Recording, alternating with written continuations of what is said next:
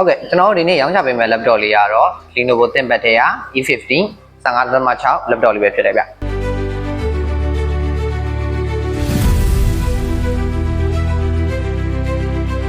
ဒီကောင်လေးရဆိုရင်တော့ဒီကောင်ရဲ့ processor i5 ကိုမှ11 Gen processor i5 11 Gen RAM 16 SSD က512နဲ့ရမှာခင်ဗျာပြီးတော့